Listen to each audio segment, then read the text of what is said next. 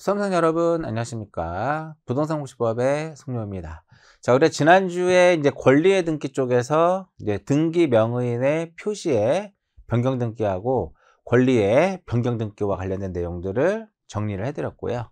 자, 이번 시간은 이제 말소 등기와 말소 회복 등기 관련된 부분을 정리하는데, 이 중에서는 이제 말소 등기하고 회복 등기 쪽에서는 이해관계인을 어떻게 구별할 것이냐, 그 부분이 가장 이제 중요하다, 이렇게 볼 수가 있어요.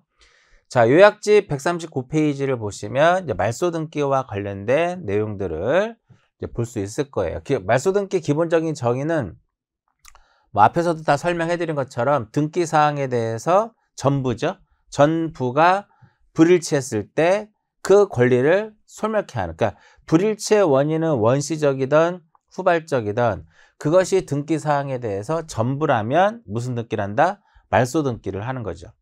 자, 말소 등기는 권리를 말소하는 거예요. 그렇기 때문에 이러한 말소 등기를 신청할 때는 기본적으로 무슨 신청? 원칙적으로는 공동 신청이다, 이겁니다.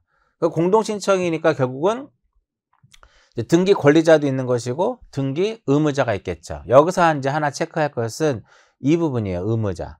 등기 의무자와 관련돼 가지고 의무자니까, 그죠? 의무자니까 과거에 어떤 권리를 취득한 적이 있었겠죠. 그렇기 때문에 등기 의무자는 과거에 권리를 취득하고 등기관으로부터 받은 등기필 정보라고 해야 되겠죠.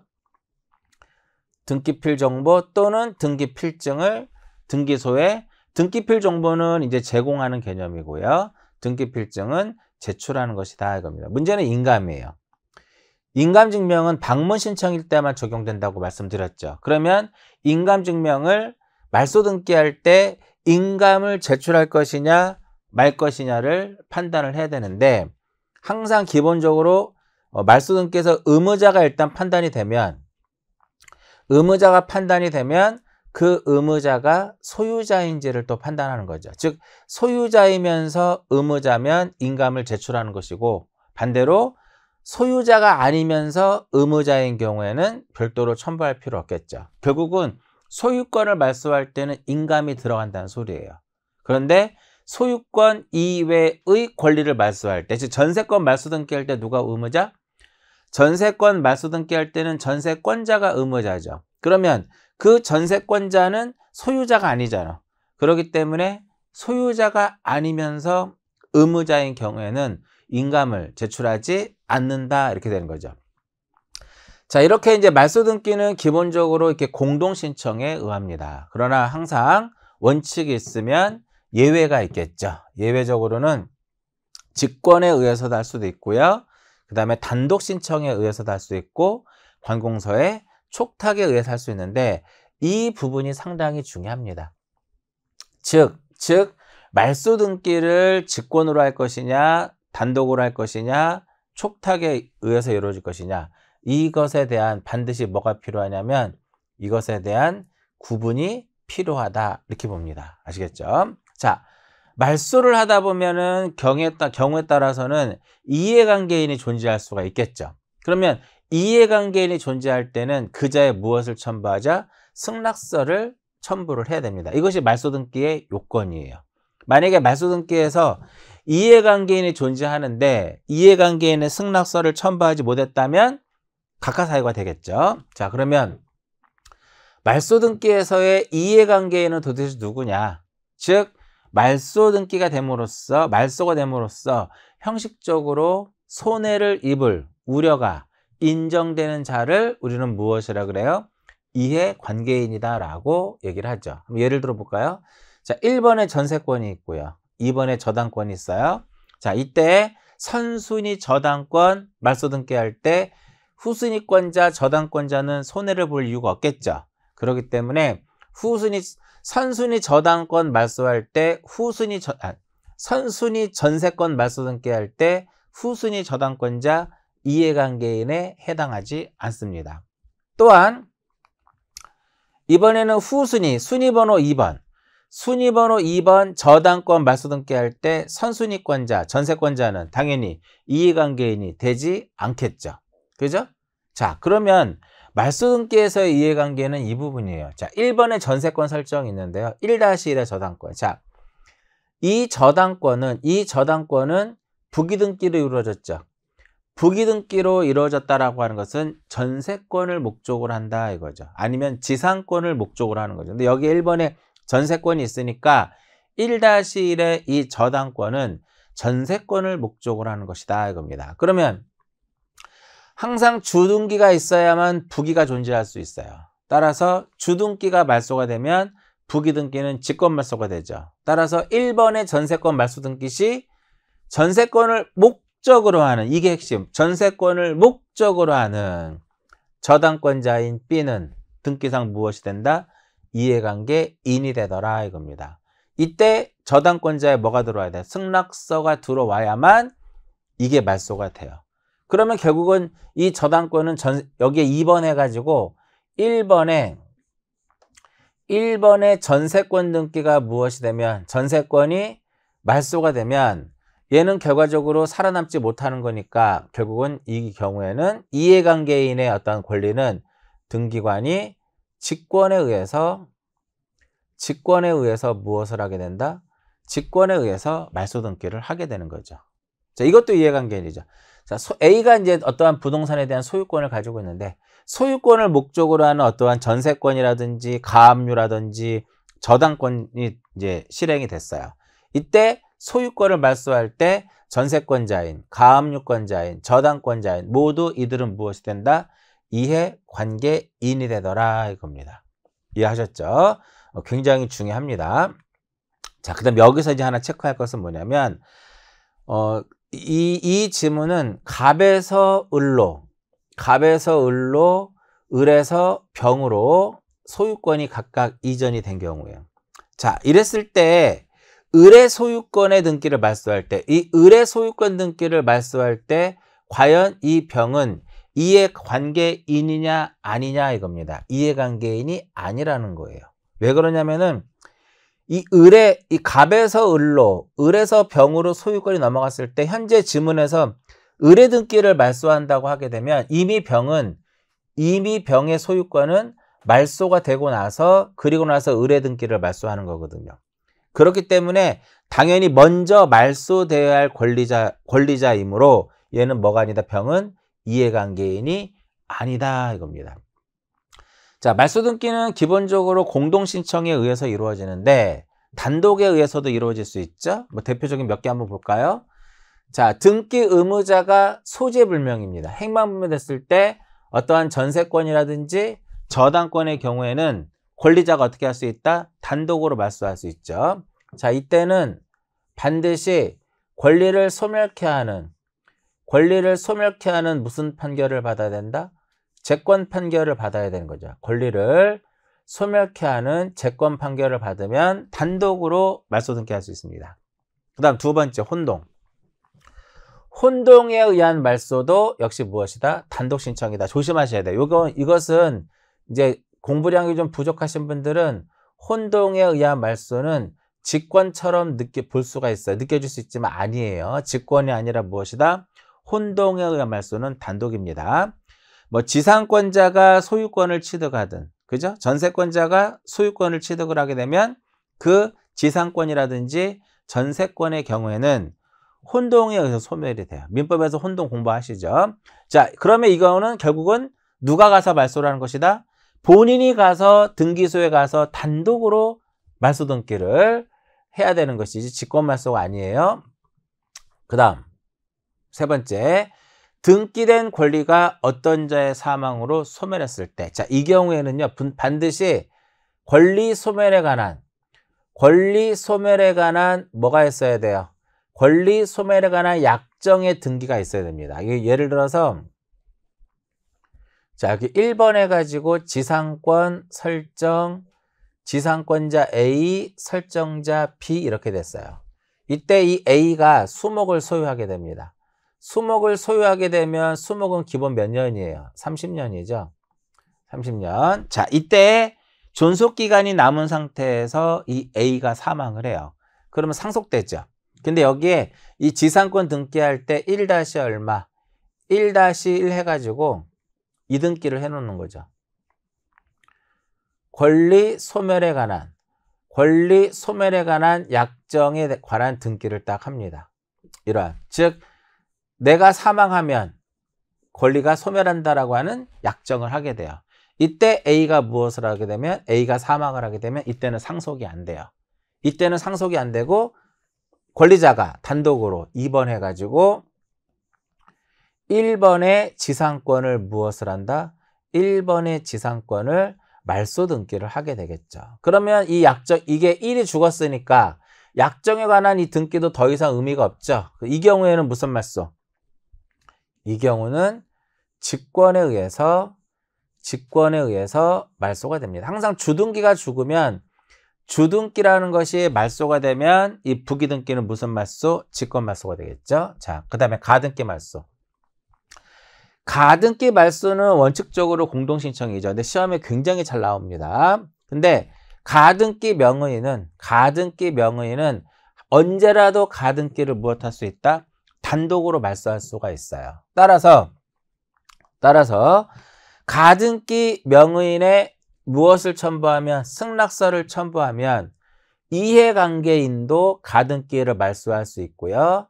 또한 가등기 의무자 또한 누구도 가등기 의무자도 단독으로 가등기를 무엇할 수 있다? 말소할 수 있다 이겁니다. 단독 신청의 대표적인 예시가 되겠고요. 자, 촉탁에 의해서 말소가 되는 것들은 뭐 경매 신청의 등기의 말소라든지 경매 후에 매수인이 인수하지 아니하는 부동산에 어떠한 부담을 주는 기입 등기의 말소라든지 체납 처분에 의한 압류 등기의 말소가 대표적인 어떠한 관공서의 촉탁에 의해서 이루어지는 거고요. 직권 말소 한번 볼까요? 우리 3장에서 등기 절차 총론에서도 설명을 해드렸던 그런 부분인데 직권 말소의 대표적인 거 관할 위반의 등기. 두 번째 어떤 거? 사건이 등기할 것이 아닌 거. 관할 위반은 등기법 제29조 1호가 되는 거고요. 사건이 등기할 사항이 아닌 것에 해당이 되면 2호에 해당이 된다 이겁니다. 그럼 이것은 결과적으로 등기관이 이제 이러한 등기를 신청을 하게 되면 각하를 해야 되는데 이것을 무엇을 했다? 이것을 실행을 했다 이겁니다. 그죠? 그럼 이걸 실행을 했을 때 즉 각하 사유임에도 불구하고 실행된 등기의 효력은 어떻게 볼 것이냐 해가지고 1호와 2호니까 딱 세 가지 기억하시면 되겠죠. 이 등기는 당연 무효인 등기고 그리고 등기관이 직권에 의해서 무엇을 할 수 있고 직권에 의해서 말소할 수도 있고 또 무엇이 가능하다? 이의 신청이 대상이 되더라. 이렇게 이제 표현이 되는 거죠. 잘 기억하시고요. 그 다음 지상권 말소 등기 시 지상권을 목적으로 좀 전에 설명해 드렸죠. 어떠한 지상권을 목적으로 하는 어떠한 저당권이 있었다. 그죠?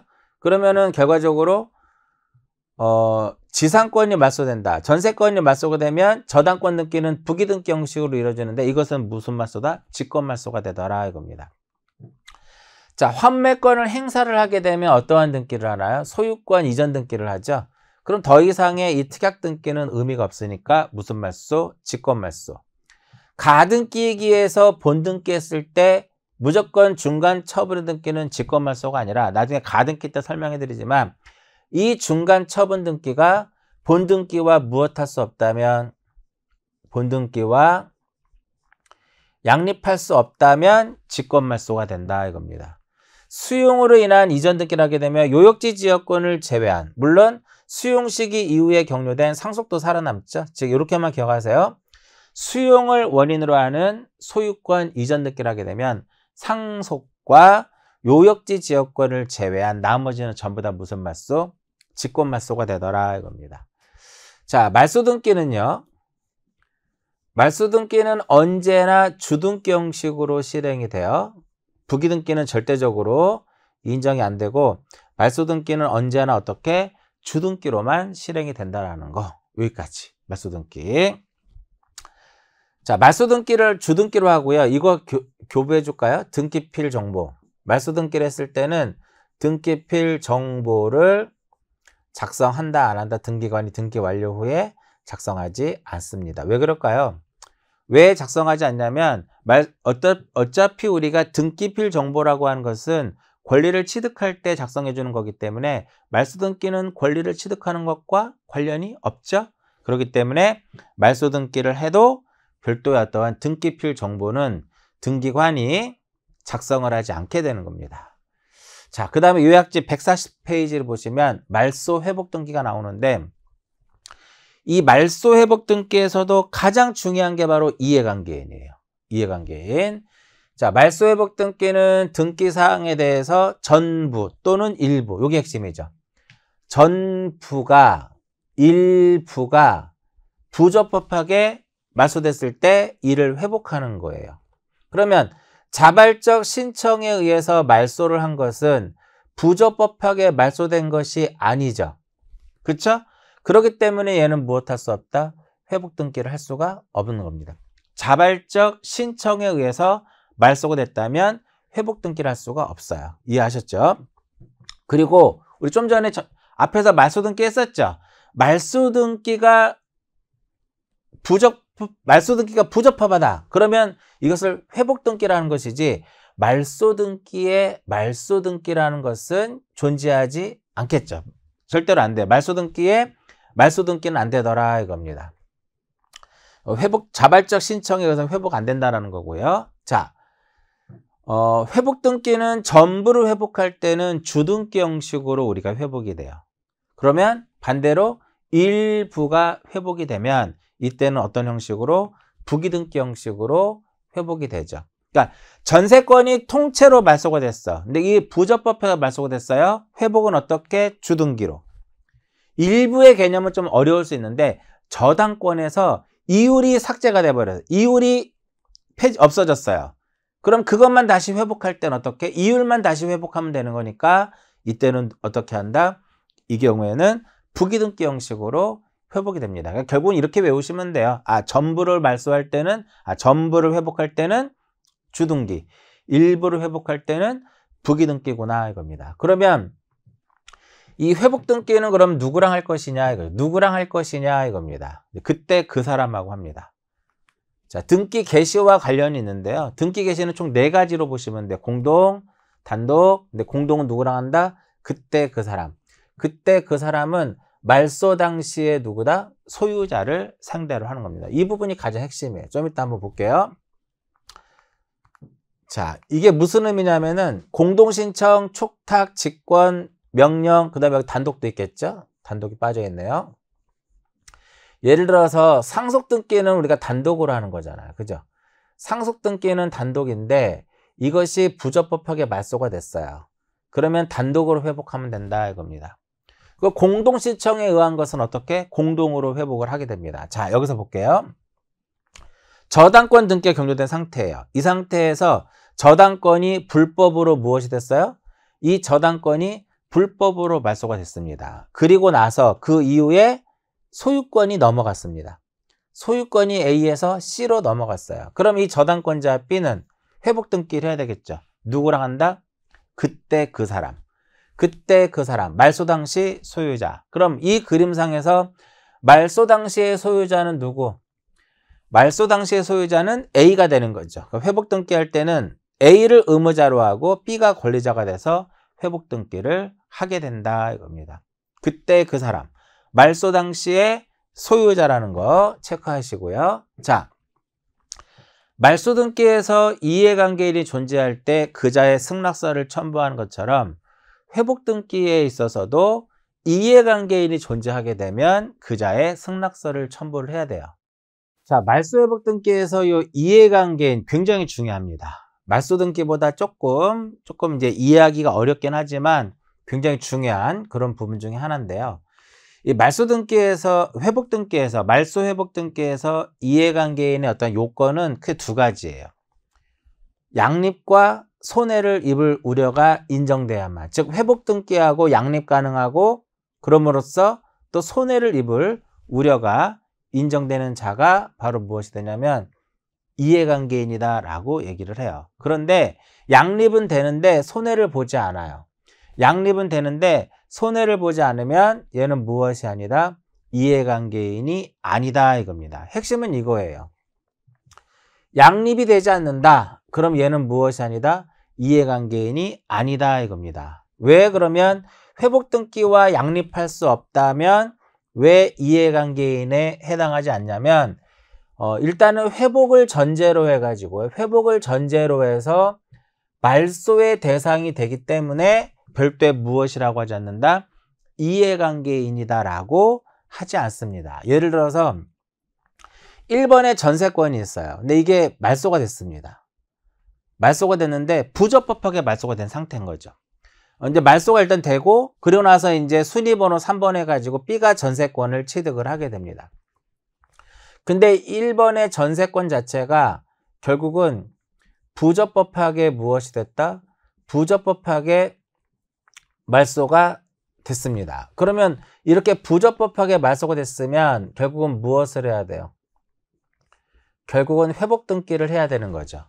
그러면 우리가 여기도 얘가 회복이 되면 전세권이 2개가 있으니까 우리가 이 중에 전세권은 안 되잖아.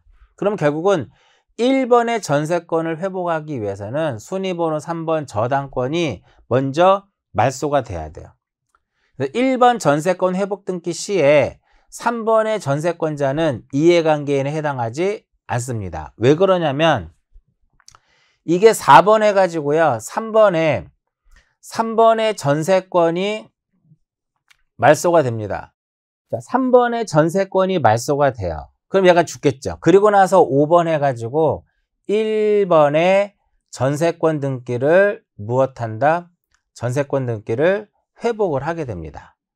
그럼 결과적으로 회복 등기를 판단하는 시점은 회복 등기에서 이해관계인이냐 아니냐를 판단하는 시점은 회복 등기 시점을 기준으로 하기 때문에 회복 등기 시점에는 결국은 이 전세권은 말소되고 없는 상태죠. 그렇기 때문에 이해관계인이 아니다라고 얘기를 하게 되는 거죠. 그럼 여기서 이제 이게 1번 해가지고 전세권 설정 다시 이렇게 쓰는 겁니다. 결과적으로 앞에서도 말씀드렸듯이 회복 등기의 효력은 무엇이다? 회복 등기의 효력은 종전 순위에 의한다. 이게 또 핵심이 되겠죠. 종전 순위 그대로 가져가는 겁니다. 자, 회복 등기에서 이해관계인을 판단하는 시점은 회복 등기 시점을 기준으로 한다라는 거예요. 시험에서는 권리취득시라든지 말소 등기시라고도 시험에 잘 나와요. 회복 등기 시점을 기준으로 하는 거고요. 이 부분에 대한 예를 들어 보면은 1번에 저당권이 있는 상태에서 2번에 또 저당권이 이제 올라왔죠. 이 상태에서 1번의 저당권이 말소가 됩니다. 그런데 이게 부적법하게 말소가 됐어요. 그러면 1번의 저당권 회복할 때 후순위권자 저당권자는 이해관계인이냐? 이해관계인에 해당된다 안 된다? 해당이 되죠. 왜냐하면 1번의 저당권이 말소가 되면서 얘가 가장 선순위였지만 저당권을 회복하게 돼 1번의 저당권을 회복하면 결과적으로 순위번호 1번으로 회복이 되기 때문에 이 저당권자는 무엇이 된다? 이해관계인에 해당이 된다라는 거예요. 또한 1번의 저당권이 말소가 됐어요. 그리고 나서 3번에 순위번호 3번 해가지고 저당권을 취득을 한 거죠. B가. 근데 이것이 역시 부적법하게 말소돼서 이걸 회복을 하게 됩니다. 그럼 몇 번으로 회복이 돼요? 순위번호 1번으로 다시 회복이 되는 거죠. 그러면 위에 아무도 없었지만 결국은 회복 등기의 효력이 종전순위이기 때문에 종전순위를 그대로 가져가기 때문에 이 저당권자도 무엇이 된다? 이해관계인에 해당이 되는 겁니다. 자, 이건 이렇게 외우세요. 이 부분을 가장 어렵게 생각할 수 있는데 왜 이해관계이냐면은 회복 등기 시점을 기준으로 해서 판단하기 때문에 그래요. 자, 결론은 이렇게 기억하십니다.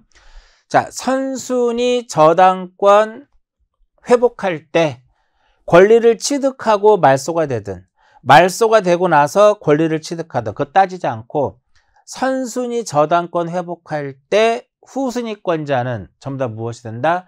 이해관계인이다. 이렇게 기억하시면 돼요. 아시겠죠? 자, 이번 시간은 이제 말소 등기와 말소 회복 등기와 관련된 내용들을 정리를 해드렸는데 말소 등기도 그렇고 회복 등기도 그렇고 이해관계인에 초점을 두고 꼭 기억하시고요. 말소 등기의 경우에는 단독과 직권에 의한 말소 등기와 관련된 내용들도 다시 한번 체크를 하시면 좋을 것 같아요. 자, 이번 시간은 여기까지 하고요. 이제 다음 시간부터는 이제 권리에서 이제 소유권 보존 등기부터 이제 소유권 이전, 소유권 이외의 권리에 관한 등기가 쭉 나오죠.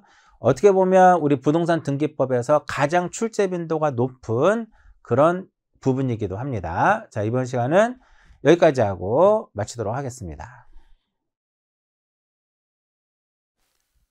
시청자 여러분, 안녕하십니까? 부동산 공시법의 송료입니다. 자, 이번 시간은 이제 등기법에서 가장 출제 빈도가 높은 소유권과 관련된 부분 보도록 할게요. 먼저 요약집 142페이지를 보시면 소유권 보존 등기를 볼 수 있는데, 이 소유권 보존 등기는 해마다 시험에 출제가 되고 있어요. 근데 최근 들어서 어떠한 출제의 어떤 난이도를 봤을 때는 조금 난이도가 좀 떨어지는 그러한 형태로 출제가 됐지만, 언제라도 난이도를 좀 높여서 나올 수 있는 그런 부분이기 때문에 소유권 보존 등기는 잘 체크해서 보실 필요가 있어요. 자, 보존이라고 하는 것은 내가 이 토지에, 이 건물에 대해서 어떤 소유권의 존재를 널리 알리기 위해서 등기 기록을 개설하기 위해서 하는 게 바로 소유권 보존 등기 되겠죠. 그러면 이러한 소유권 보존 등기는 언제 이루어지느냐? 보통 이제 건물을 신축했을 때, 공유수면을 매립했을 때. 근데 가장 중요한 게 이거죠. 규약상 공용부분이라는 뜻의 말소 등기는 뭐 바로 뒤에 나오겠지만 마지막 시간에 정리가 될 거예요. 공용부분 취득자가 갑구에 무엇을 한다? 소유권 보존 등기를 하게 됩니다. 굉장히 이제 중요한 부분이고요. 자, 이러한 소유권 보존 등기는 부동산 전부에 가능하죠. 일부에는 허용이 안 되고요. 역시 지분만의 보존 등기는 할 수가 없다 이겁니다. 그래서 반드시 A하고 B하고 공유라고 하게 되면 공유로서 등기를 하게 되는 거고요. 자, 이러한 소유권 보존 등기 특징 몇 개 한번 볼게요. 앞에서도 말씀드린 것처럼 보존 등기를 하게 되면 등기 기록이 개설이 되겠죠. 개설이 되는 거고요. 말소가 되면 반대로 등기 기록을 폐쇄하는 거고요. 자, 보존의 가등기는, 소유권 보존의 가등기는 허용되지 않습니다. 왜 그러냐면 이 가등기 자체는, 가등기라고 하는 것은 무엇을 보존하기 위해서 하는 거냐면 청구권을 보존하기 위해서 하는 거잖아요. 그죠? 청구권을 보존하기 위해서 하는 거기 때문에 이 소유권 보존 등기의 경우에는 무슨 신청이다? 단독 신청이죠. 이러한 청구권은 언제 발생할 수 있는 거냐면 공동 신청의 경우에 청구권이 존재하는 거거든요. 그런데 이 소유권 보존 등기는 무슨 신청이다? 단독 신청이다. 그렇기 때문에 뭐가 없어요? 보존할 청구권이 없어요. 따라서 소유권 보존의 가등기는 허용되지 않고요. 소유권 보존 등기의 경우에는 우리가 부동산 등기 특별조치법상에서 신청의 의무를 두고 있죠. 그죠? 저희 동그라미 개념 예전에 설명해 드렸죠. 어떤 개념? 보존 등기를 할 수 있는 상태에서 이전 계약을 체결하게 되면 계약일로부터 며칠 이내에 60일 이내에 소유권 보존 등기를 하는 거고요. 보존 등기를 할 수 없는 상태에서 이전 계약을 체결했다면 보존 등기를 할 수 있게 된 날로부터 며칠 이내에 60일 이내에 소유권 보존 등기를 하게 됩니다. 자, 여기서 이제 보존 등기에서 가장 중요한 게 바로 이 신청인이에요. 해마다 시험에 출제가 되고 있는 부분이 신청인과 관련된 부분인데요. 첫 번째, 대장상 최초의 소유자로 등록되어 있어야 돼요. 대장상 최초의 소유자로 등록되어 있어야 되고요. 두 번째로는 수용으로 인하여 소유권을 취득하였음을 증명하는 자. 세 번째, 판결에 의하여 자기의 소유권을 증명하는 자. 네 번째, 특별자치도지사, 시장, 군수, 구청장의 서면에 의하여 자신의 소유권을 증명하는 자. 직접 자기 명의로 무엇할 수 있다? 보존 등기를 할 수가 있습니다. 근데 1번, 2번, 3번의 경우에는요, 토지뿐만 아니라 건물에도 모두 적용이 돼요. 근데 4번에 특별자치도지사, 시장, 군수, 구청장의 서면에 의해서 소유자임을 증명하는 경우에는 건물에만 이를 적용한다라는 거 굉장히 중요합니다. 얘는 뭐만? 시장, 군수, 구청장의 서면에 의해서 소유자임을 증명하는 자는 건물만 해당된다. 그래서 시험에 다음 중 토지에 대한 소유권 보존 등기를 할 수 없는 경우, 그럼 이쪽에 있는 거 찾으시면 돼요. 자, 시장, 군수, 구청장의 경우에는 건물에만 적용이 된다 그랬죠. 자, 그럼 1번부터 보시면 대장상 최초의 소유자로 등록되어 있는 A. A는 자기 명의로 무엇할 수 있다? 보존 등기 할 수 있습니다. 근데 A가 사망을 했어요. 그럼 거기에 누구도? A-도 소유권 보존 등기를 할 수가 있고요. 또한 포괄 수중자도 역시 마찬가지로 보존 등기를 할 수가 있습니다. 이제 그런데 A로부터 대장상 이전 등록 받았어요. A로부터 이전 등록 받은 이 B는 자기 명의로 보존 등기를 할 수가 없습니다. 그럼 이 B는 자기 명의로 보존 등기 할 수 없는 이유는 무엇이다? 최초의 소유자가 아니기 때문에 그래요. 근데 반대로 토지의 경우에는 국가로부터 이전 등록받은 이 A는 최초의 소유자는 아니지만 국가로부터 이전 등록받았다? 가능합니다. A는 최초의 소유자는 아니지만 자기 명의로 보존 등기 할 수 있고요. 핵심은 유증입니다. 자, 유증의 경우에는 이제 두 가지의 개념이 있거든요. 이제 포괄 유증이 있고 특정 유증이라는 것이 있는데, 이 포괄 유증의 경우에는 수중자 명의로 보존 등기 할 수가 있어요.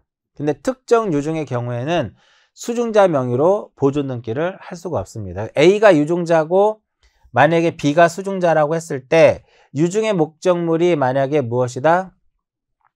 이렇게 유증의 목적물이 미등기 부동산이에요. 그랬을 때 이것이 포괄 유증이면은 수중자, B를 수중자라고 했을 때 수중자는 자기 명의로 보존 등기를 할 수 있는데, 이것이 특정 유증이라면은 수중자 명의로 보존 등기를 할 수가 없어요. 그러면 그때는 어떻게 되는 거냐면 상속인 앞으로 어떠한 등기를 먼저 이루어지고, 상속인 앞으로 먼저 상속 등기를 먼저 하고, 그리고 나서 수중자 명의로 유증을 원인으로 하는 소유권 이전 등기를 하게 됩니다. 그래서 포괄 수중자는 가능하다 이거죠. 포괄 유증의 경우에 체크해서 보시고요. 그 다음에 수용으로 인하여 소유자임을 증명하면 자기 명의로 보존 등기 할 수 있고요. 자, 판결의 종류에는 뭐 여러 개가 있어요. 이행 판결, 확인 판결, 형성 판결 이렇게 했는데, 판결의 종류는 묻지 않습니다. 판결의 종류는 무엇한다? 불문하더라. 즉 판결의 종류를 불문한다는 소리는 이행 판결이든 확인 판결이든 형성 판결이든 이것이 소유자임을 확정하는 판결이라면 판결의 종류와 상관없이 직접 자기 명의로 무엇할 수 있다? 소유권 보존 등기를 할 수 있게 됩니다. 자, 이때 이행 판결의 대표적인 거 그냥 암기하세요. 소유권 보존 등기의 말소 판결, 이행 판결이고요. 형성 판결의 대표적인 거 공유물 분할 판결. 확인 판결이 시험에 잘 나오죠. 누구를 상대로 해서 확인 판결을 받아야 될 것이냐 이렇게 되는데, 토지의 경우에는 국가를 상대로 해서 판결을 받아야 돼요. 근데 건물의 경우에는 국가를 상대로 해서 안 됩니다. 건축주를 상대로 해서도 안 돼요. 시장, 군수, 구청장을 상대로 하게 됩니다. 그래서 굉장히 신청인과 관련된 부분은 이 소유권 보존 등기에서 가장 중요하고 가장 시험에 잘 나오는 부분이에요. 자, 그러면 이러한 신청인이 소유권 보존 등기를 신청을 하게 됩니다. 그럼 당연히 소유권 보존 등기는 원칙적으로 무슨 신청이다? 단독 신청이다 이겁니다. 권리자가 하는 거 아니라 그랬어요. 그럼 누가 한다 그랬어요? 보존 등기 명의인이 될 자가 하게 됩니다.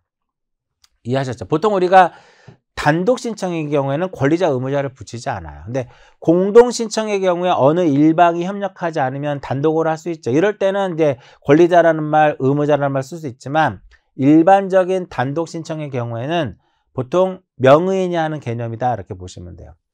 소유권 보존 등기는 누가 보존등기 명의인이 될 자가 신청을 하게 됩니다.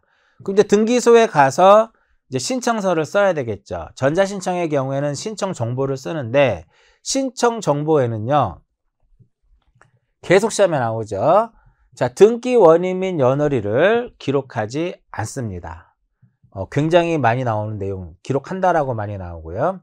신청 정보에는 근거 조항을 기록을 합니다. 앞에 우리가 최초의 소유자, 수용, 판결, 시장구 구청장에 서면 그 조항이 있거든요. 그 근거 조항을 기록을 하도록 되어 있어요. 자, 이때 첨부 정보를 보게 되면 부동산 표시를 증명을 해야 돼요. 부동산 표시를 증명해야 되기 때문에 대장이 들어가고요.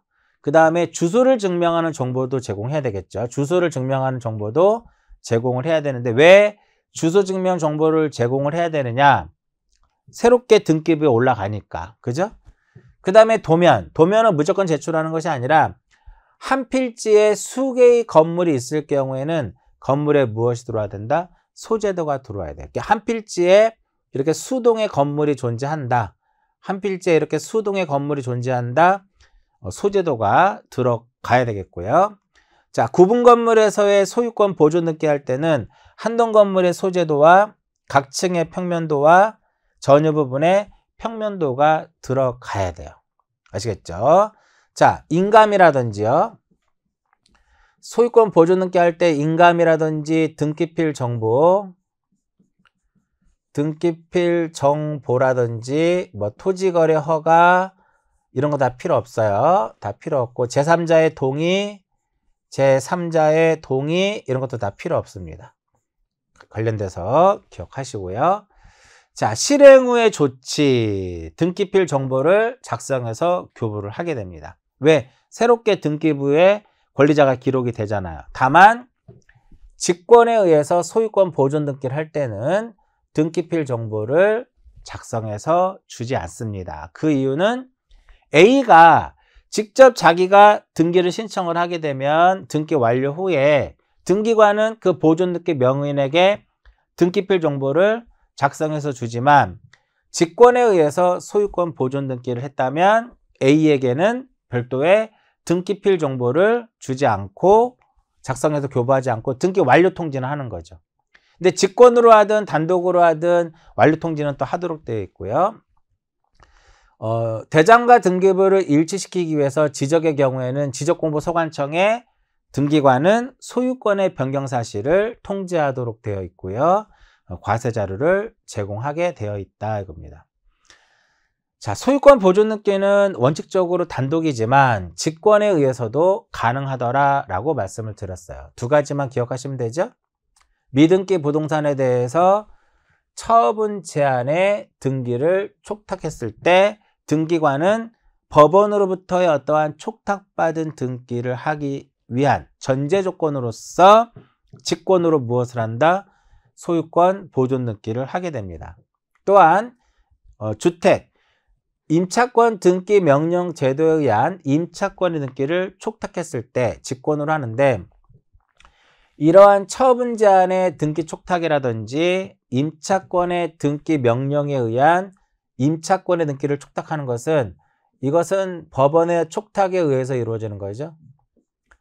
그래서 직권에 의한 그 소유권 보존 등기는 법원으로부터의 촉탁받은 등기를 하기 위한 전제 조건으로만 가능합니다.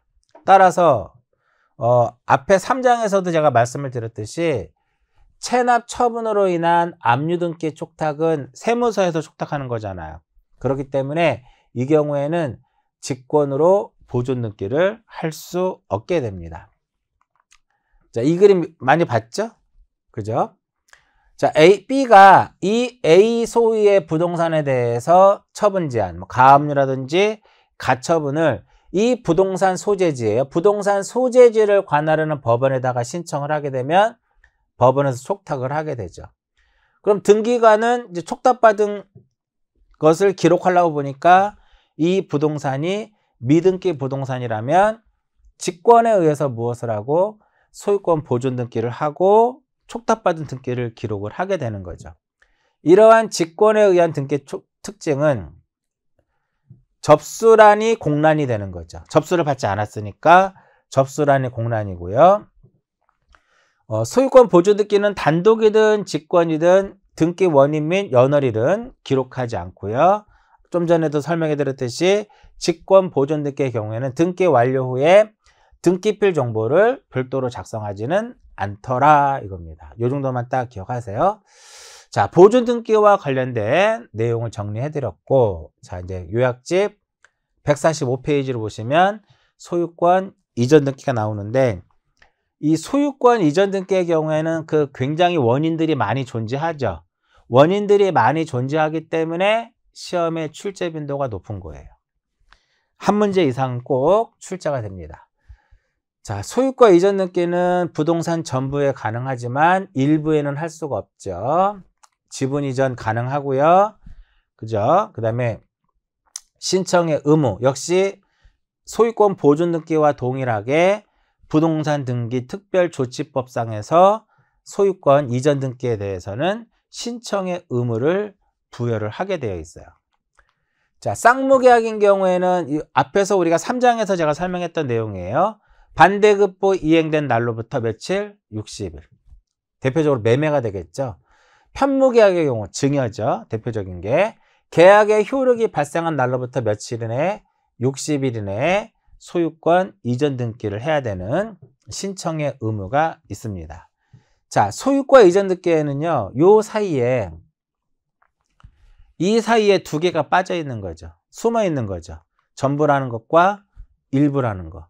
그러니까 소유권의 전부 이전이라는 것이 있고 소유권에 무엇이 있다? 일부 이전이라는 게 있어요. 자, 이전이라고 하는 것은 권리의 주체의 변경을 우리는 무엇이라 한다? 이전이다 라고 얘기를 하죠. 권리의 무엇? 주체의 변경을 이전이라고 하는데 전부 이전은 A에서 이렇게 B로 가는 거예요. 근데 일부 이전은 단독 소유를 공유로 하는 개념이죠. A에서 A, B 또는 A, B에서 A가 지분이 2분의 1이고 B가 지분이 2분의 1이면 A는 그대로 2분의 1이고 B가 자기의 지분의 절반이든 얼마든 C에게 처분하는 거죠. 이러한 것들이 소유권의 무엇이다? 일부 이전이다 이렇게 봅니다. 자, 이렇게 소유권의 일부에 대한 이전 등기를 할 때는 당연히 무엇을 기록해야 돼요? 지분을 기록을 하게 됩니다. 이렇게 해서 1번에 소유권 보존 A 이렇게 있는데 2번에서 소유권 이전 A, B가 된다 이렇게 되는 것이 이제 이렇게 되죠. 그럼 여기에 이제 지분을 기록을 하는 거죠. 이렇게. 자, 이렇게 했을 때 무엇이 가능해요?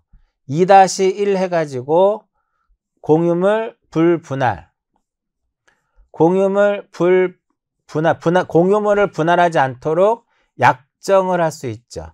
이렇게 약정을 하게 되면 부기등기로 이렇게 기록을 하게 됩니다. 약정이 있을 경우에는 이를 기록을 하는데 약정에 관한 사항도 기록하는데 어떤 형식으로? 부기등기 형식으로 가고요. 이러한 약정을 무엇할 때 변경할 때는 바로 밑에 나올 겁니다. 약정의 변경 등기는 반드시 공유자 어떻게? 전원이. 여기서는 A와 B가 둘이 가서 해야 되는 거예요. 단독으로 해야 된다. 이렇게 시험에 잘 나옵니다. 아시겠죠? 약정의 변경 등기는 공유자 전원이 어떻게? 공동으로 하더라 이겁니다. 자, 공유자들이 이제 공유자가 A, B, C가 있는데요. 여기서 한 명이 지분을 무엇할 수 있어요? 포기할 수 있죠. 그러니까 지분 포기로 인한 이전 등기는 이 C하고 A, B랑 다 같이 가서 어떻게? 역시 지분 포기로 인한 소유권 이전 등기는 공동 신청이다 이겁니다. 근데 시험에 어떻게 많이 나와요? 단독 신청이다 이렇게 시험에 잘 나옵니다. 단독 신청이다라고 시험에 잘 나오고요. 주로 이제 기출 지문을 가지고 한번 정리를 해드렸고요. 자, 소유권 이전 등기의 대표적인 것이 우리가 매매잖아요. 매매할 때는 우리가 2006년도 이후부터는 매매에 의한 소유권 이전 등기의 경우에는 거래가액을 우리가 등기하도록 되어 있죠. 어디에다가?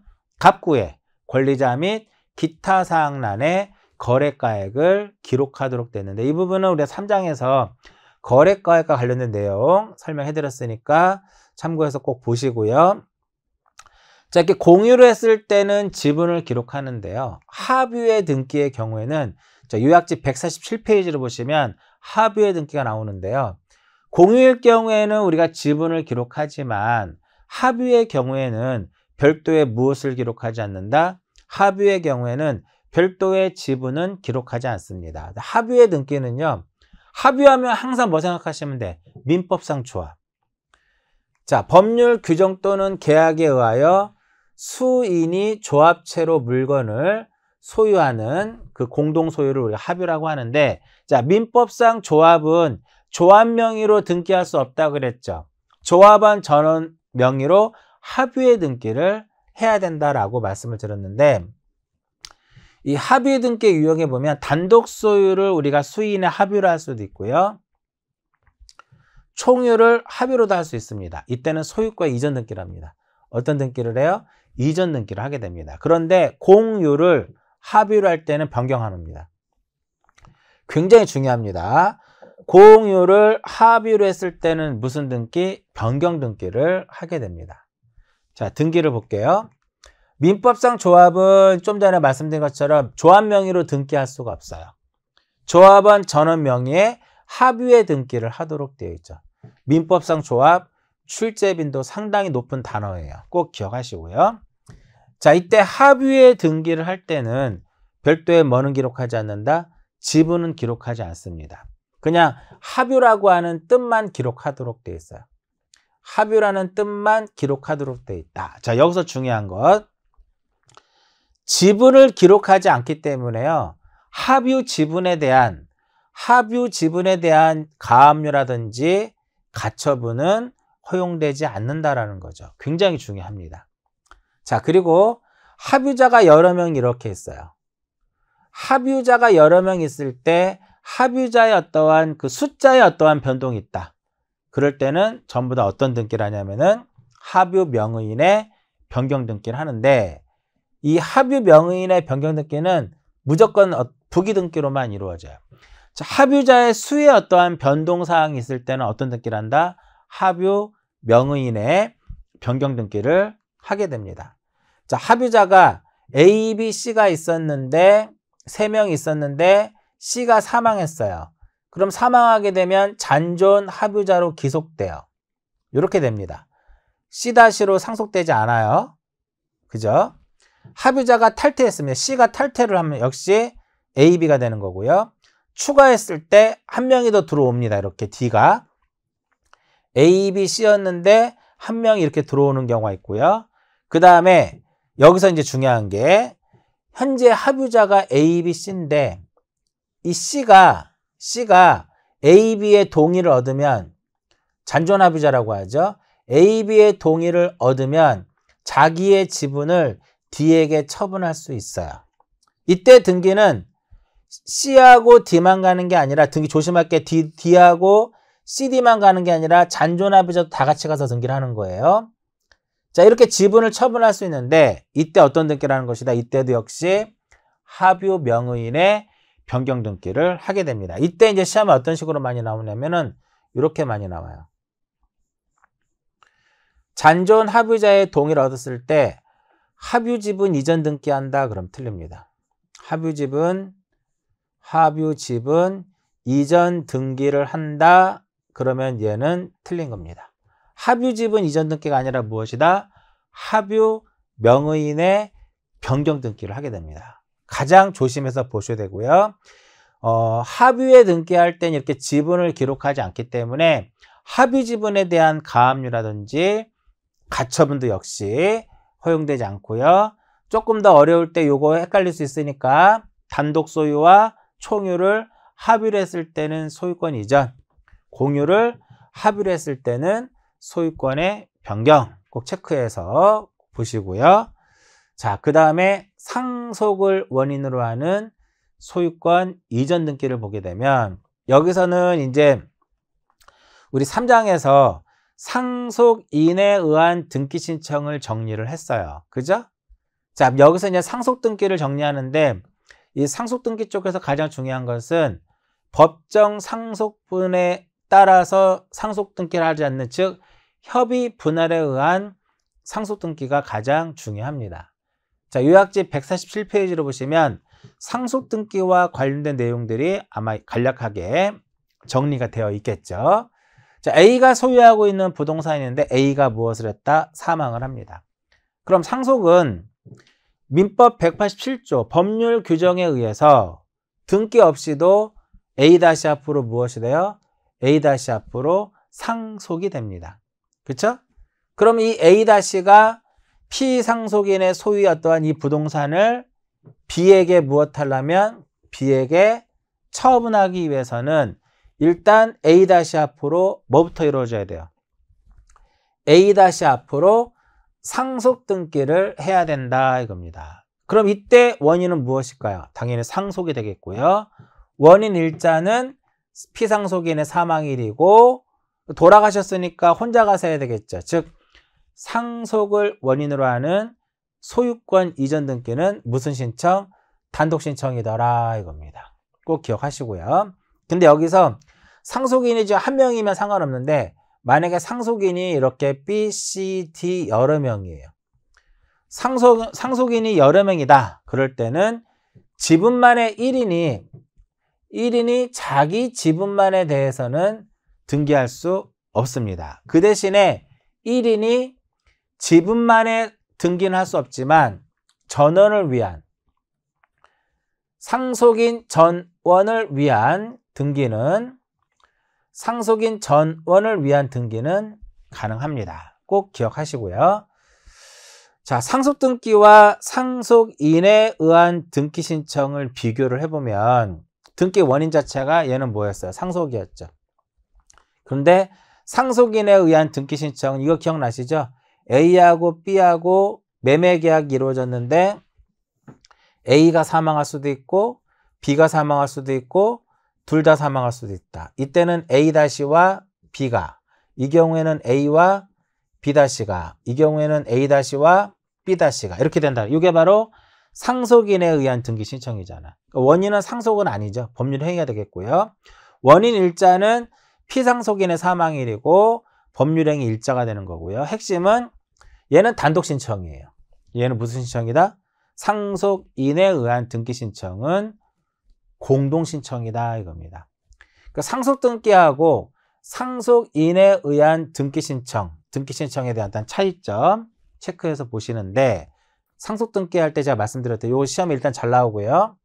이번에 나올 수 있는 내용 중에 하나가 바로 협의 분할에 의한 상속이에요.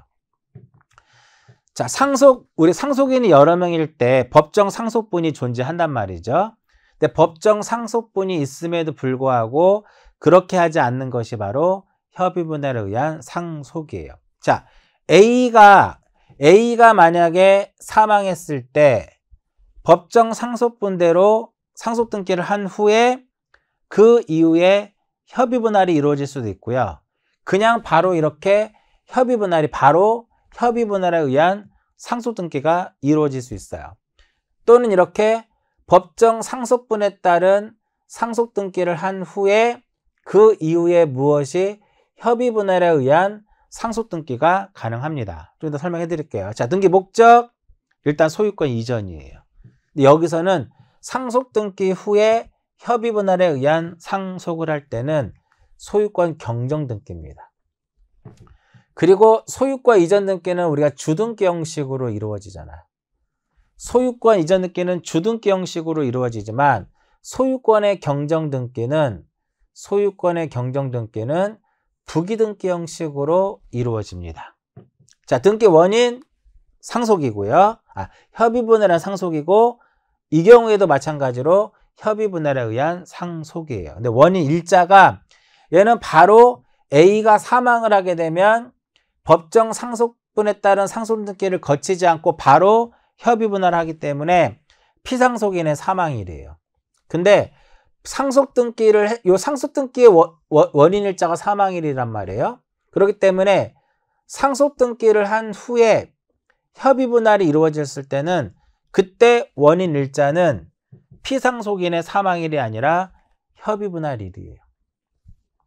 협의 분할일이고 협의 분할에 의한 상속은 단독 신청입니다. 그런데 법정 법정 상속분에 따른 상속 등기를 마친 후에 협의 분할을 상속할 때는 공동 신청이에요. 자, 어찌됐든 협의 분할에 의한 상속 등기를 할 때는 상속재산 분할 협의서에 상속인 전원이 날인하고 전원에 무엇이 들어와야 된다? 인감증명이 들어와야 된다 이겁니다. 자, 이게 볼게요. 자, 1번에서 소유권 보존 등기 A가 있었는데 A가 사망했어요. A가 사망했는데 상속인이 B, C, D가 이렇게 있더라 이겁니다.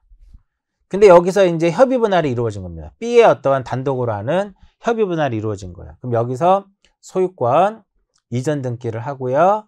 B가 되고 순위번호 주등기가 되는 것이고, 이때 원인은 협의 분할에 의한 상속이에요. 협의 분할에 의한 상속이고, 원인 일자는 사망일이에요. 원인 일자는 무엇이다? 피상속인의 사망일 이렇게 돼요. 이렇게 바로 그냥 요게 바로 이 부분이죠. 협의 분할에 의한 상속의 개념이고요. 그 다음에 이 부분 한번 보게 되면은, 자, 1번에서 소유권 보존 A가 있는데 A가 사망을 했습니다. 그래서 2번 해가지고 소유권 이전 등기를 했어요. 법정 상속분에 따른 상속 등기를 합니다. 이때 원인은 무엇이다? 이 경우에는 그 원인이 상속이죠. 원인이 상속이고, 원인 일자는 무엇이 된다? 원인 일자는 사망일이 돼요. 원인 일자는 사망일이 되겠죠. 자, 이렇게 해서 법정 상속분에 따른 상속 등기를 한 후에 협의 분할이 이루어지는, B의 어떤 단독으로 하는 협의 분할이 이루어지는 경우에, 이럴 때는 소유권 이전이 아니라 소유권의 무슨 등기를 한다? 소유권의 경정 등기를 하고 2-1 부기 등기로 하고요. 원인은 협의 분할의 상속이고, 원인 일자가 무엇이다? 협의 분할 1이다 이겁니다. 여기다 원인은 협의 분할에 의한 상속, 원인 일자는 피상속인의 사망일이 아니라 협의 분할 1 이렇게 되는 거예요. 그리고 CD를 무엇으로 하고, CD를 의무자로 하고, 이 B를 무엇으로 해서 권리자로 해서 무슨 신청이다? 공동 신청이다. 꼭 기억을 하세요. 꼭. 굉장히 중요합니다. 자, 상속과 관련돼서는 일반적인 상속 등기뿐만 아니라 이렇게 협의 분할에 의한 상속과 관련된 문제가 나올 확률이 상당히 높아요. 체크해서 보시고요. 자, 그 다음에 요약집 148페이지로 보시면 유증을 원인으로 하는 이제 소유권 이전 등기가 있는데, 유증을 원인으로 하는 소유권 이전 등기는 앞에서 어느 정도 정리가 되고 넘어왔어요. 자, A가 이제 소유하고 있는 이제 부동산을 B에게 유증을 합니다. 그죠? 그럼 이때 유증의 효력은 언제 발생하냐면은 A가 사망했을 때 효력이 발생하는 거죠. 자, A를 유증자라고 하고요. B를 수증자라고 했을 때, A가 사망을 하게 되면 유증을 원인으로 하는 소유권 이전 등기는 유언 집행자를 의무자로 하고, 수증자를 무엇으로 하고? 권리자로 하고, 유언 집행자 또는 상속인을 의무자로 해서 무슨 신청이다? 공동 신청에 의해서 합니다. 자, 유증의 종류에는 포괄 유증이라는 것이 있고 특정 유증이 있는데, 특정 유증은 이제 어떠한 부동산을 딱 찍어서 주는 거죠. 근데 포괄은 이제 지분의 성격을 띠고 있는 거예요. 자, 포괄 유증이든 특정 유증이든 유증을 원인으로 하는 소유권 이전 등기는 무조건 무슨 신청이다? 무조건 공동 신청에 의해서 이루어집니다. 이때 유증은 언제 효력이 발생한다고 그랬냐면 유증자가 사망했을 때 효력이 발생합니다. 따라서 유증을 원인으로 하는 소유권 이전 등기의 원인 일자는 사망일을 기록하는 거죠. 그런데 조건이라든지 조건이 있다 그러면 조건이 성취된 날, 기한이 있다 그러면 기한이 도래한 날을 쓰도록 되어 있어요. 원칙은 뭐를 쓴다? 유증자의 사망일을 씁니다. 이제 조건이라든지 기한이 붙었을 때는 조건이 성취된 날, 기한이 도래한 날을 쓰는 거고요. 원인은 당연히 무엇이다? 유증이에요. 유증. 계약이 아니죠. 자, 유증은 계약이 아니잖아. 계약이 아니기 때문에 검인을 받을 필요가 없는 거예요. 토지거래 허가도 받지 않습니다. 근데 여기서 이제 농지가 이제 뒤에 나오는데, 농지에 대해서는 포괄 유증의 경우에는 제출하지 않지만, 특정 유증의 경우에는 상속인이면 제출하지 않지만, 상속인 이외의 자에 대한 특정 유증의 경우는 농지 취득자격증명을 제출을 해야 되는 거죠. 자, 포괄 유증과 특정 유증의 어떠한 차이점을 볼게요. 자, 물권 변동. 포괄 유증은 등기 없이도 물권 변동이 발생합니다. 그러나 특정 유증은 등기해야 돼요. 또 하나, 농지 첨부할 필요 없다 그랬죠. 근데 특정 유증은 그것이 상속인에 대한 것이면 첨부할 필요가 없어요. 그러나 상속인 이외의 자에 대한 특정 유증의 경우에는 첨부를 해야 됩니다. 자, 문제는 우리가 앞에서 보존 등기할 때 설명해 드린 것처럼 유증의 목적물이 미등기 부동산이더라 이겁니다. 그럼 과연 수증자는 자기 명의로 보존 등기를 할 수 있느냐? 포괄 유증의 경우에는 자기 명의로 보존 등기할 수 있지만 특정 유증의 경우에는 수증자 명의로 보존 등기를 할 수가 없어요. 그러면 A-앞으로, 그러니까 A가 사망을 했을 때 수증자 B는 자기 명의로 보존 등기 할 수 없으니까 상속인 앞으로 일단 무엇이 이루어지고, 상속인 앞으로 보존 등기가 이루어지고 나서 수증자 앞으로 유증을 원인으로 하는 소유권 이전 등기를 하게 되는 거죠. 자, 기타 몇 개부터 볼까요? 1번 질문 되게 중요하죠. 자, 포괄 유증의 경우에 수증자가 수인일 때 1인이 자기 지분만의 등기를 할 수가 있어요. 그런데 중요한 것은 뭐냐면 항상 우리가 1인이 지분만의 등기를 할 수 있으면 1인은 전원을 위한 등기는 안 돼요. 전원을 위한 등기는 허용되지 않는다. 이렇게 꼭 체크해서 보세요. 굉장히 시험에 자주 나오는 내용 중에 하나고요. 상속인의 유류분을 침해하더라도 등기관은 수리를 할 수밖에 없다. 그 이유가 등기관은 심사에 있어서 형식적 심사주의를 취하고 있기 때문에 상속인에 대한 유류분을 침해하는지 그런 것까지 심사 권한이 없어요. 자, 세 번째 보시면 이 그림은 뭐냐면 A가 만약에 유증자잖아. A가 사망을 했죠? 그러면 바로 직접 누구 앞으로? 수증자 앞으로 유증을 원인으로 하는 소유권 이전 등기가 이루어진다는 소리입니다. 그럼 결과적으로 상속 등기 한다 안 한다? 상속 등기를 하지 않고 상속 등기 없이 수증자 앞으로 그냥 소유권 이전 등기를 하는 거예요. 유언 집행자가 의무자가 되고 수증자가 권리자가 돼서 직접 소유권 이전 등기를 하는데, 만약에 A- 앞으로 상속 등기가 돼버렸어요. 그러면 수증자는 어떻게 가져와야 되느냐? 상속 등기를 말소하고 등기를 이전하는 것이 아니라 상속인으로부터 등기를 이전받는 겁니다. 자, 이렇게 상속 등기가 이루어진 경우 상속 등기를 말소하지 않고 이전 등기를 받는 겁니다. 여기서 이렇게 이전 등기를 받는 거예요. 말소하고 이전 등기라는 것이 아니라 그냥 여기서 상속인으로부터 소유권을 이전하게 되어 있다 이겁니다. 아시겠죠? 자, 유증은 유증자가 사망해야만 효력이 발생하기 때문에 유증자가 생존하고 있는 중에는 유증으로 인한 가등기는 허용이 될까 안 될까요? 안 됩니다. 왜냐하면 유증의 효력은 사망했을 때 발생하기 때문에 유증으로 인한 가등기는 유증자가 생존 중에는 등기관이 수리해서는 안 된다라는 거죠.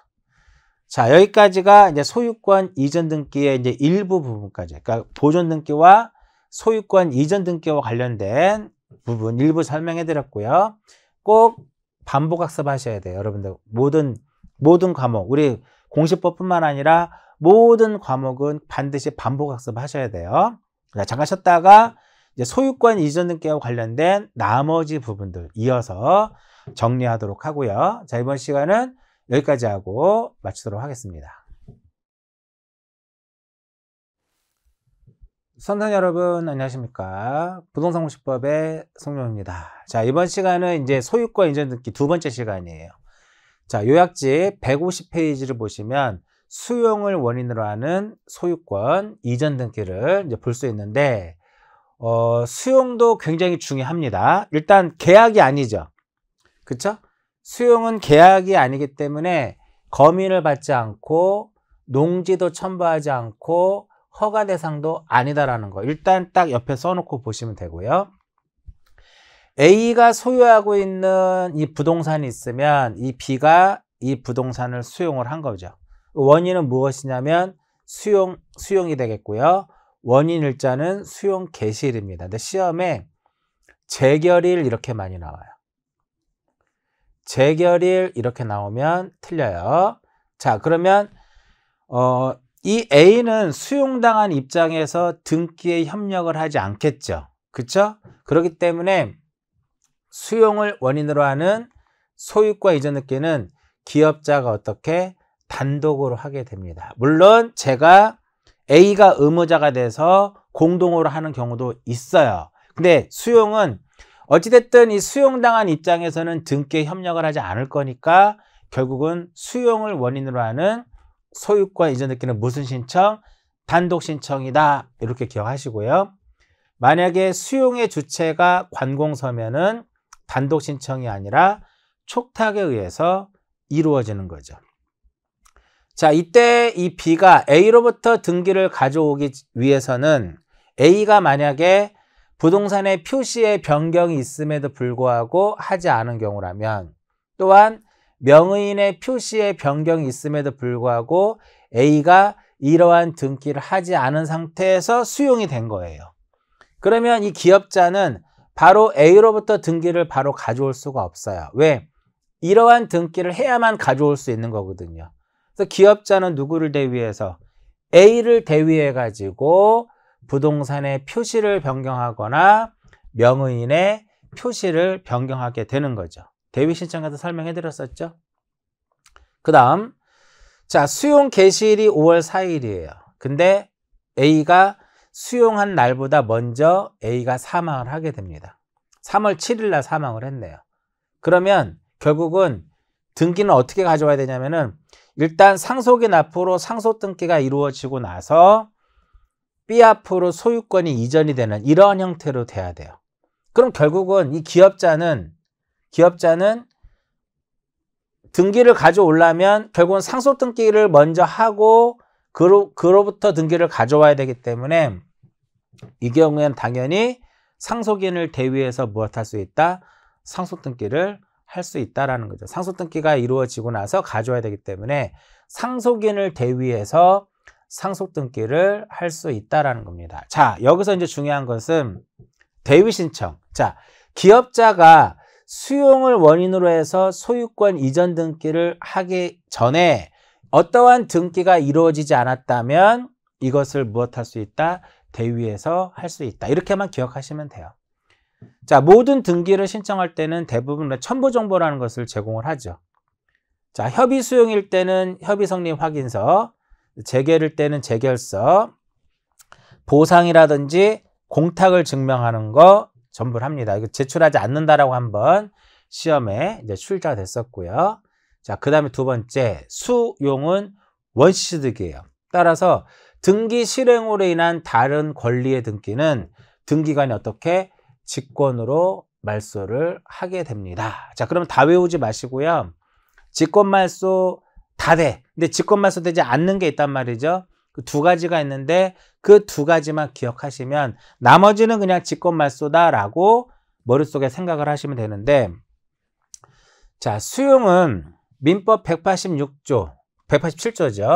민법 187조 법률 규정에 의해서 수용 시기에 등기 없이도 물권 변동이 발생을 하게 되죠. 자, 수용 시기 전과 수용 시기 후를 구별했을 때 수용 시기 전에 소유자가 좀 A로 되어 있었죠. A는 죽을까 살을까요? A는 직권말소되지 않습니다. 왜 A의 명의의 소유권 이전 등기는 직권말소되지 않냐면 A로부터 직접 이전 등기를 받는 거잖아요. 이전 등기를 하는 거잖아요. 자, 여기서 이제 핵심. A가 소유하고 있는 부동산을 기업자인 B가 수용을 합니다. 그럼 수용을 원인으로 하는 무슨 등기를 한다? 소유권 이전 등기를 하는 겁니다. 그렇죠? 그러면 이것을 등기 기록을 폐쇄하고 이렇게 나올 수도 있단 말이죠. 등기 기록을 폐쇄하고 소유권 보존 등기를 한다. 그럼 어떻게 돼요? X가 되는 거예요. 아시겠죠? 그런데 수용 시기 후에, 그러니까 5월 4일 이후에 C 앞으로 소유권이 이전이 됐다. 그러면 이 C의 등기는 수용 시기 이후기 때문에 등기관이 직권으로 말소를 하게 됩니다. 그런데 수용 시기 후에 소유권 이전 등기가 A- 즉 상속 등기가 됐다라는 거죠. 우리 좀 전에 상속 개시일이 3월 4일이었죠. 3월 7일이었나요? 직권 말소할 수 없다 이겁니다. 그 이유가 상속 개시일이 3월 7일이었네요. 근데 수용 시기가 5월 4일이잖아요. 그죠? 근데 등기는 언제 됐냐면은 등기는 6월 9일 날 된 거예요. 이렇게. 6월 9일 날. 수용 시기 이후에 상속 등기가 이루어졌지만 상속 개시일이 수용 시기보다 빠르기 때문에 이 등기는 직권 말소할 수 있다 없다? 없다. 이렇게 상속의 사유가 발생을 하게 되면 대위 신청을 하고 상속 등기가 이루어지고 나서 등기를 가져온다 그랬잖아요. 그래서 수용 시기보다 상속 개시일이 빠르기 때문에 직권 말소가 안 돼요. 소유권 이외의 권리는 다 죽습니다.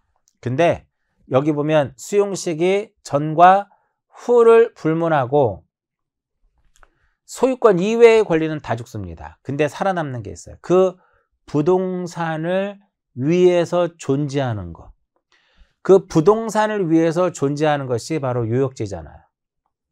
부동산을 위해서 존재하는 지역권은 직권 말소할 수 없다 이겁니다. 왜 그럴까요? 그 부동산을 위해서 존재한다고 하잖아. 그러니까 이익이 되기 때문에, 그죠? 그래서 결론은 뭐냐면은 수용을 원인으로 해서 소유권 이전 등기를 했을 때 직권 말소할 수 없는 것은 상속 등기하고 뭐예요? 부동산을 위해서 존재하는 거 두 개죠? 상속 등기하고 그 부동산을 위해서 존재하는 지역권은 뭐가 안 된다? 직권으로 말소할 수 없다 이겁니다. 굉장히 중요합니다. 이것만 딱 키워드, 이것만 딱 기억하고 있으면 된다라는 거죠.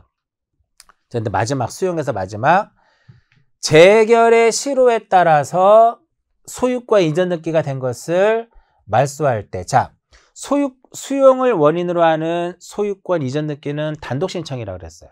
근데 재결의 실효에 따른 소유권 이전 등기를 말소할 때는 무슨 신청? 공동 신청입니다. 이것도 하나 체크해서 꼭 보세요.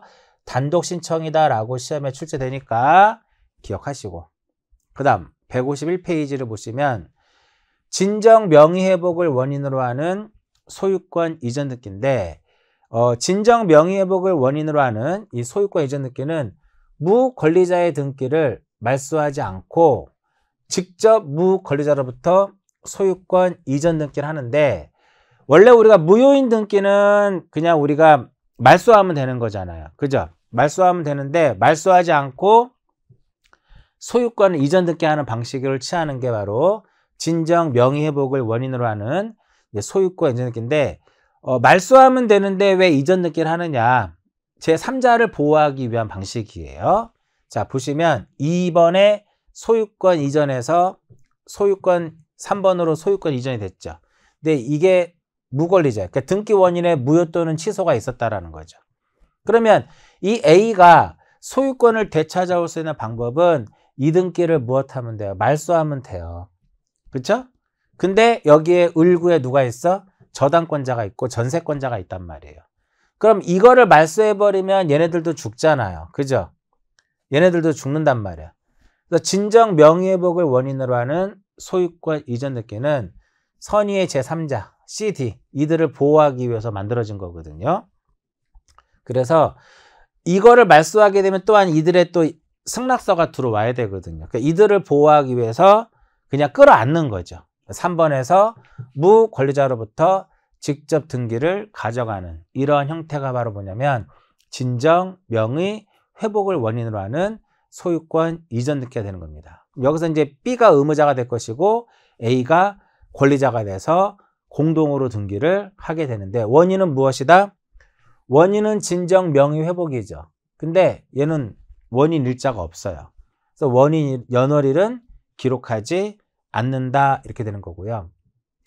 보통 이렇게 무권리자 B를 의무자로 하고 A를 권리자로 하기 때문에 당연히 등기 신청은 공동 신청의 개념이 되더라 이겁니다.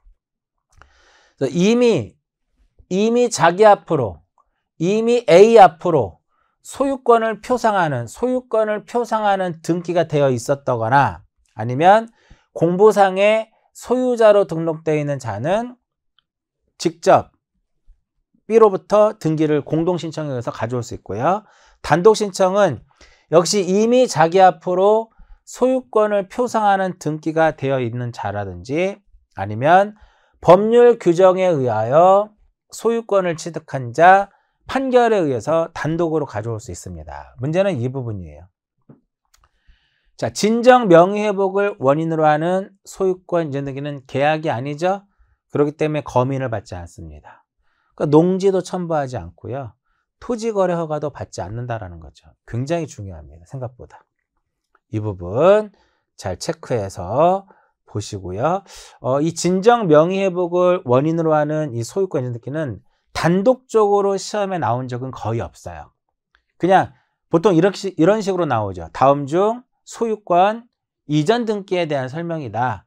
틀린 것은 또는 옳은 것은 이렇게 해놓고 박스형의 문제로 또는 하나의 보기 형태로 이렇게 등장을 하는 것이고 단독적으로 얘만 시험에 나온 적은 요 최근 들어서는 없었다라는 거죠. 자, 공동신청이라면 등기필 정보 제공해야 돼요. B의 의무자죠. B가 의무자죠. 의무자면 어찌됐든 등기를 A로부터 B로 가져왔으니까 그때 등기관으로부터 받은 등기필 정보를 등기소에 제공하고요. 소유자이면서 의무자이기 때문에 역시 인감도 제출을 하게 되는 거죠. 이해하셨나요? 자, 여기까지가 진정 명의회복을 원인으로 하는 소유권 이전 등기입니다. 암기할 거 몇 개 안 돼요. 큰 흐름만 딱 기억하시고 체크하시면 될 것 같고요. 자, 바로 밑에 나오는 이제 환매 특약 등기. 자, 33회 공인중개사 시험에서 환매 특약이 단독으로 시험에 나왔어요. 단독으로 시험에 나왔는데 역시 이 부분의 어떤 정답과 관련된 부분은 과거의 시험에 출제됐었던 것과 크게 다르지 않게 시험에 출제가 됐었죠. 즉 우리가 공인중개사는 어떠한 새로운 유형의 문제도 당연히 출제가 되죠. 기존에 나왔던 거랑 동일하게 나올 수는 없는데 기존에 나왔던 문제를 무시할 수 없거든요. 최소한 기출이 70% 이상은 기출과 동일하거나 유사한 형태로 문제가 출제가 돼요. 그래서 반드시 기출문제 꼭 보셔야 됩니다. 자, 환매라고 하는 것은 우리가 매매의 목적물을 다시 되찾아오는 거죠. 자, A가 소유하고 있는 이 부동산을 B에게 매매를 하는데 그냥 일반적인 매매가 아니라 환매 특약부 매매예요. 소유권 이전 등기를 하는 거죠. 이때는 매도인이 의무자가 되고 매수인이 권리자가 되겠죠. 그러니까 B가 권리자가 되고 매도인 A가 의무자가 됩니다. 자, 그래도 얼마든지 이 A는 나중에 B를 상대로 해서 다시 되찾아올 수가 있어요. 근데 문제는 뭐냐면 이와 같이 소유권 이전 등기가 된 상태에서 이 B가 부동산을 C에게 처분해버리면 C에게 소유권 무엇을 하게 되면 이전 등기를 하게 되면 이 A는 이 C한테 무엇할 수 없다? C한테 대항을 할 수가 없어요. 내나 할 수 없단 말이에요. 이해하셨나요? 그러기 위해서는 소유권 이전 등기와 동시에 무슨 등기를 해야 된다? 환매 특약 등기를 해야 돼요. 동시에 해야 돼. 동시에 해야 된다. 소유권 이전 등기를 한 후에 그리고 난 후에 특약 등기 안 돼요. 이번에 시험에 나왔던 문제. 반드시 어떻게? 동시에 하게 됩니다. 근데 별개의 서면으로 해야 됩니다. 왜냐하면 소유권 이전 등기가 주등기면 환매 특약 등기는 부기 등기로 가거든요. 동시에 어떻게? 별개의 서면으로 해야 됩니다. 만약에 시험에 동시에 동일한 서면에 의해서 한다 이렇게 시험에 나오면 X가 되는 거예요. 동시에 별개의 서면을 합니다. 자, 동시에 한다 그랬죠. 그렇기 때문에 접수번호가 어떨까요? 접수번호는 동일한 접수번호를 부여를 하게 됩니다. 접수번호가 같을 수밖에 없죠. 만약에 소유권 이전 등기에 대한 접수번호가 제10호면 환매 특약 등기에서도 접수번호는 몇 호가 된다? 제10호가 되더라 이렇게 됩니다. 자, 소유권 이전 등기와 환매 특약 등기는 동시에 이렇게 갖다 들이대는 거예요. 그러면 환매 특약 등기는 소유권 이전 등기의 부기 등기 형식으로 이루어지기 때문에 만약에 소유권 이전 등기가 각하가 되면 얘는 그냥 자동 각하예요. 그쵸? 자, 그런데 소유권 이전 등기가 실행이 되지 않고 얘만 실행될 수 없는 거잖아요. 왜? 소유권 이전 등기에 부기하기 때문에. 그쵸? 근데 문제는 소유권 이전 등기와 관련돼서는 실행이 되고 환매만 각하가 되면 얘만 실행은 될 수 있어요. 참고적으로 알아두시고. 자, 이때 환매 특약 등기에서는 환매권은 매도인이 갖기 때문에 환매 특약 등기에 있어서는 매도인이 무엇이 되고 권리자가 되고 매수인이 의무자가 돼서 공동으로 등기를 하게 되는 거죠. 이해하셨나요? 자, 이때 매수인 B가 의무자인데 매수인은 이 환매 특약 등기는 소유권 이전 등기와 동시에 이루어지기 때문에 아직까지 이 매수인 B는 A 소유의 부동산에 대한 권리를 취득하지 못한 상태이기 때문에 의무자지만 등기필 정보를 제공할 수 없다라는 거고요. 의무자지만 아직까지 저 부동산에 대한 소유권을 취득하지 못했기 때문에 소유자가 아니기 때문에 인감도 제공하지 않는 겁니다. 이게 특징이죠. 환매 특약 등기에서의 매수인은 누가 된다? 의무자는 누가 된다? 매수인이 되어 등기필 정보, 인감 제공하지 않는다라는 거. 자, 그러면 A를 권리자로 하고 B를 의무자로 해서 등기를 가서 하게 됩니다. 그럼 신청 정보 작성해야 되겠죠? 자, 신청 정보에는 반드시 기록해야 될 필요적 사항이 있고 임의적 사항이 있는데 필요적 사항이 이번에 시험에 나왔죠. 대금과 비용, 환매 대금과 매매 비용이 반드시 기록해야 될 것이고요. 임의적은 환매 기간입니다. 동사는 3년이고 부동산은 5년이죠. 그러니까 동사는 우리가 기억할 필요가 없어. 우리는 부동산 등기법을 공부하는 거기 때문에. 자, 핵심. 단축할 수 있습니다. 만약에 환매 기간을 3년으로 했어요. 3년으로 했는데 이거를 2년으로 단축할 수 있어요. 그러나 3년인데 이거를 다시 5년으로는 무엇 할 수는 없다? 연장할 수는 없습니다. 자, 즉 환매 기간 단축을 위한 변경 등기는 허용이 되지만 환매 기간 연장을 위한 변경 등기는 허용되지 않는다라는 거죠. 기간은 연장할 수는 없어요.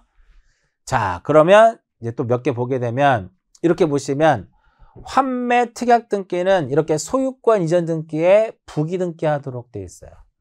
그래서 접수번호가 동일하고요. 동시에 하기 때문에 환매권 양도할 수 있습니다. 부기 등기를 이전하기 때문에 이때는 부기의 무엇이다? 부기 등기로 가는 겁니다. 부기 등기로 갑니다. 자, 환매권 이전 등기가 가능하기 때문에요.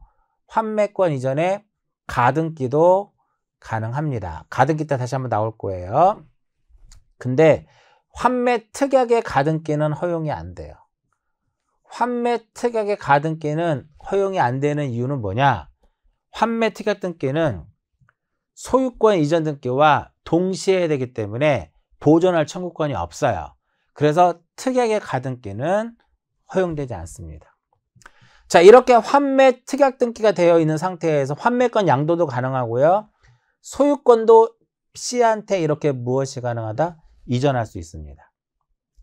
자, 이제 여기서 이제 마지막으로 봐야 될 것은 이 특약등기는 환매 특약등기를 어떻게 말소할 것이냐, 이 부분에 이제 초점을 맞춰서 봐야 되는데, 첫 번째가 바로 뭐냐면 환매권을 행사했다. 즉 첫 번째는 무슨 말소? 직권말소. 환매권을 행사를 했습니다. 환매권을 행사했다라는 소리는 소유권 무슨 등기를 했다는 소리다? 소유권 이전 등기를 했다라는 소리죠. 그렇죠? 그러면 무슨 말소? 특약등기는 직권말소. 이렇게 되는 거죠.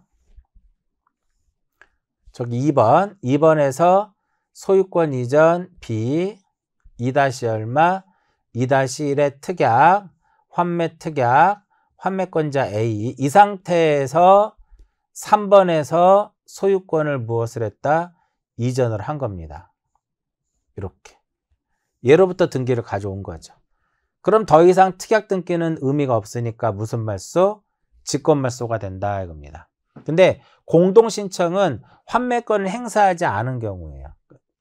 환매권 행사하지 않았다라든지 환매권을 포기했다라든지 뭐 기간이 경과됐다라든지 이럴 때는 공동신청이고, 단독신청은 잘 나오지 않는데 얘가 3번에 보시면 소유권 이전했는데 환매권 행사가 아닌 다른 원인에 의해서 소유권을 취득을 하게 되면 특약등기는 무슨 말소? 단독의 혼동에 의해서 말소가 되기 때문에, 자, 혼동에 의한 말소는 단독신청이에요. 그래서 환매권자 A가 환매권 행사에 따른 소유권 이전 등기가 아닌 다른 원인에 의해서 소유권을 취득하였다면 환매 특약 등기는 무슨 말소? 단독 말소가 되더라 이겁니다. 아시겠죠?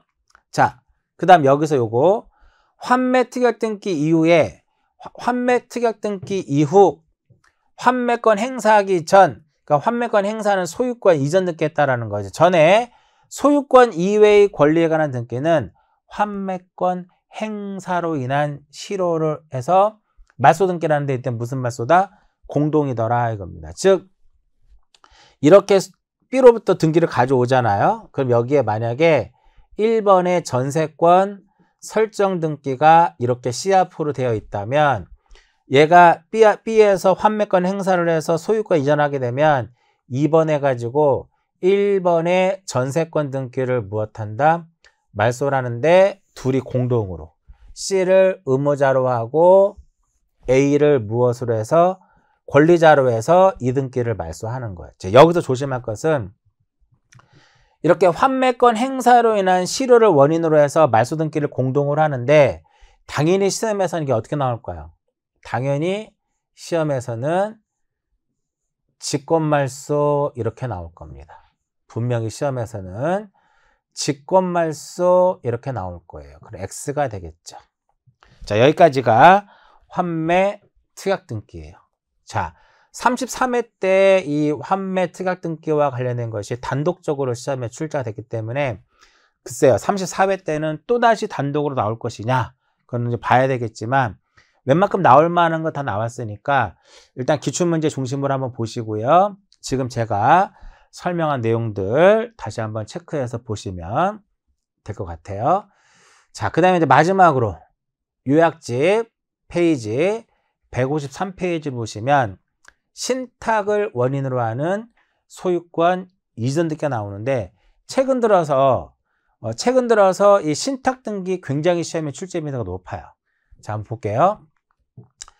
신탁이라고 하는 것은 위탁자가 어떤 특정 재산의 처분을 수탁자에게 의뢰하고 수탁자는 당연히 누구를 위해서 위탁자의 어떠한 이익을 위해서 그 재산권을 관리하거나 처분하는 그 법률 관계를 신탁이라고 하는데, 신탁의 어떠한 유형에는요, 뭐 신탁 행위에 의한 신탁이라는 것이 있고 신탁 재산 처분에 따른 신탁이라는 것이 있는데, 일단 신청의 개념은요, 신탁 재산에 속하는 부동산의 신탁 등기는 수탁자가 어떻게 한다?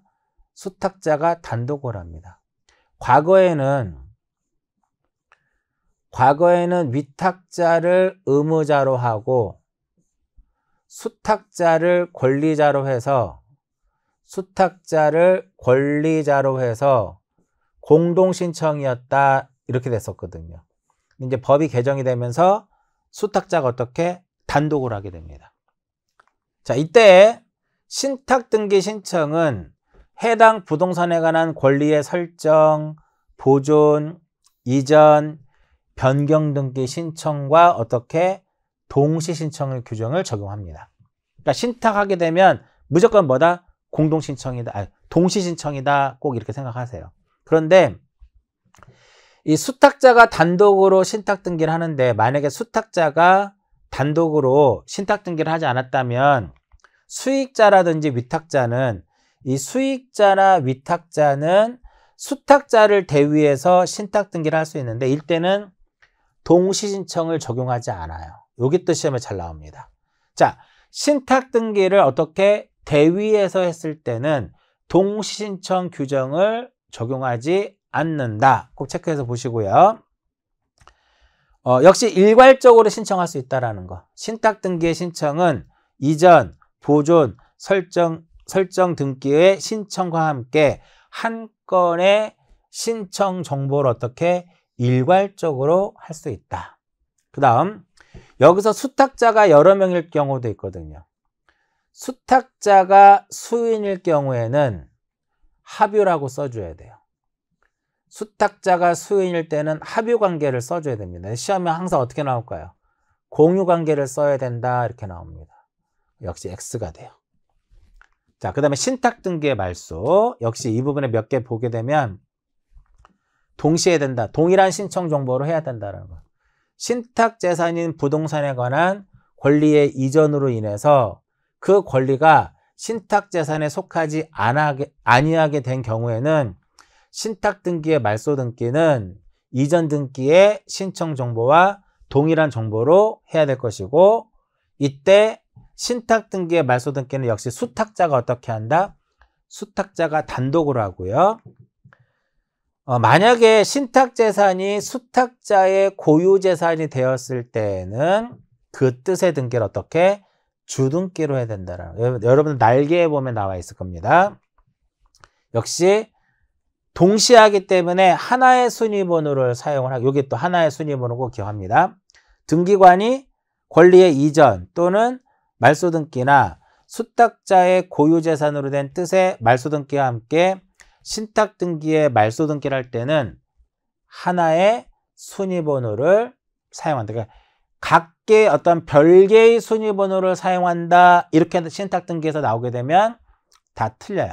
그렇게 기억하시고 최근 들어서는 이제 어떤 문제들이 많이 나오냐면은 85조하고 85조의 2. 자, 법원 나왔어요. 법원이 나오면 재판이죠. 이렇게 재판. 수탁자 해임의 재판, 신탁관리인 선임 또는 해임의 재판. 그러면은 원부를 변경하는데 이것은 어떻게? 촉탁. 그러니까 이렇게 외우세요. 재판, 원부의 기록 변경, 촉탁. 이런 식으로. 이것이 만약에 시험에 직권으로 나오면 X가 돼요. 그러면 재판이라는 말이 없고 그냥 수탁자의 변경으로 인한 이전, 여러 명의 수탁자 중 1인의 임무 종료로 인한 변경, 수탁자인 등기 명의인의 성명, 주소 이런 거 변경은 등기관이 신탁 원부의 기록을 변경하는데 이것은 어떻게? 직권으로. 그럼 결국은 어떻게 외워요?